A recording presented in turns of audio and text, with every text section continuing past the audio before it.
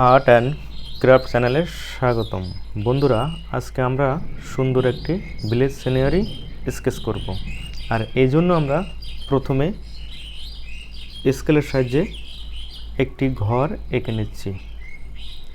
Sketch করার সময় আমাদের কয়েকটি পেন্সিলের প্রয়োজন হয় এবং একটি ইরেজারের প্রয়োজন হয়। তো পেন্সিল প্রথমত 2B পেন্সিল দিয়ে ড্রয়িং করতে হয়, এরপরে 4B পেন্সিল দিয়ে ফার্স্ট টোন দিতে হয়, এরপরে 6B। তো স্কেচ করার মূল বিষয় হচ্ছে ডার্ক থেকে লাইটে। আমরা প্রথমে সব জায়গায় লাইট টোন দিব, অর্থাৎ 2B দিয়ে টোন দিব।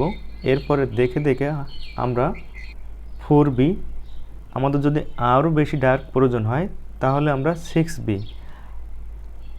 দিয়ে সুন্দর করে ডার্ক দিব। আর এই ডার্ক দেওয়ার সময় অবশ্যই মনে রাখতে হবে, ডার্ক মানে সব জায়গায় কালো না, ডার্ক মানে ড্রয়িংটিকে আরেকটু সুন্দর করে বের করে নিয়ে আসা, অর্থাৎ ডিটেল করা। তো এইটা আমরা সবসময় মনে রাখবো যে স্কেচ লাইট থেকে ডার্কে আসতে হয়। আমাদের অনেকগুলো চ্যানেল আছে যেখানে পেন্সিলটিকে বড় করে কেটে একবারে টান দিয়ে লাইট এবং ডার্ক বের করে। আসলে স্কেচ শেখার মূল বিষয় হচ্ছে টোন দিয়ে প্র্যাকটিস করা।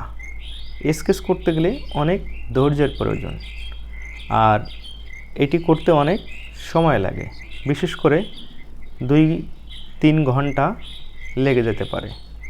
তো যেহেতু আমাদের সময় খুবই কম এবং ভিডিওটি ছোট করার জন্য আমরা খুব দ্রুত এত কিছু না মেনে স্কেচ করে ফেলেছি বা করি। তো আপনারা সব সময় প্র্যাকটিস করার সময় অবশ্যই সুন্দর করে ধরে ধরে প্র্যাকটিস করবেন। আমরা ভিডিও তৈরি করার সময় অনেক কিছু ছোট ছোট বিষয় বাদ দিয়ে দিই। তো আপনারা ভাববেন না যে এটি আমরা খুব দ্রুত করে ফেলেছি বা কেউ করতে পারবে। বিষয়টি হচ্ছে সময়ের ব্যাপার। যে যত বেশি সময় দিতে পারবে তার স্কেচ বা ছবিটি তত সুন্দর হবে।